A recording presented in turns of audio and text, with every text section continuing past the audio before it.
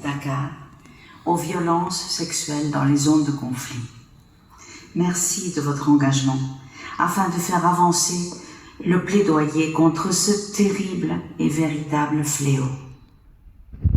Que l'Union internationale des avocats se penche sur ce sujet est une étape importante qui succède à des épisodes d'indignation répétée, à de multiples condamnations par des résolutions et des campagnes médiatiques, fruit de l'écœurement, pour finalement devoir reconnaître que malheureusement, même condamnés par le droit international, ces crimes demeurent impunis. Les violences sexuelles font aujourd'hui quasi systématiquement partie de l'arsenal de guerre, comme c'est le cas en Ukraine, mais aussi dans les conflits plus locaux, au Burkina Faso, au Cameroun, en Colombie, en Éthiopie, au Mali, au Nigeria, au Congo, pour ne donner que quelques exemples. Vous le savez sûrement, cette thématique me tient particulièrement à cœur.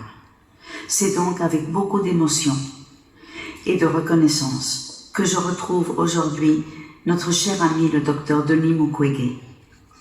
Passer des mots à l'action a toujours été notre mantra commun. Et je voudrais saluer ici le combat quotidien mené par le docteur Mukwege, qui est une profonde source d'inspiration pour moi et un exemple de courage depuis notre première rencontre en 2016.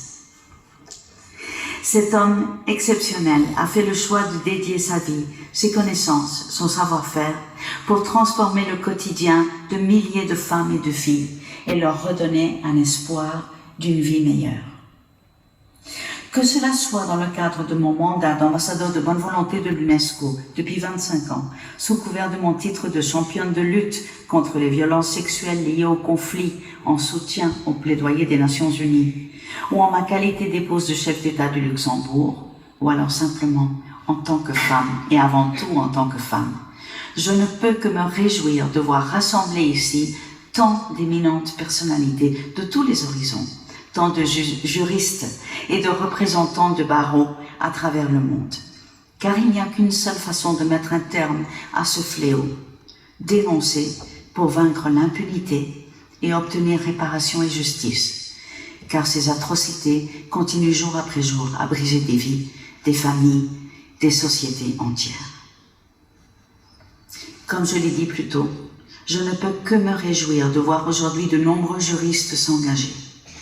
Vous avez un rôle primordial à jouer au quotidien pour défendre les victimes de viol et obtenir réparation, ainsi que de faire condamner les responsables. Je sais combien cela peut être difficile, voire souvent dangereux. Rappelons-nous, à peine quelques années en arrière en France, pays de la Déclaration des droits de l'homme, l'âpre combat mené par maître Gisèle Halimi en faveur de la reconnaissance des droits de la femme. Il y a des lois. Aidez les femmes à les faire respecter.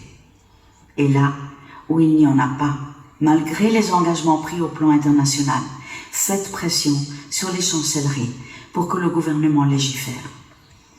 Dans de nombreux cas, vous êtes le principal intermédiaire entre une victime de viol et le processus à mettre en marche pour obtenir réparation. Aidez-nous.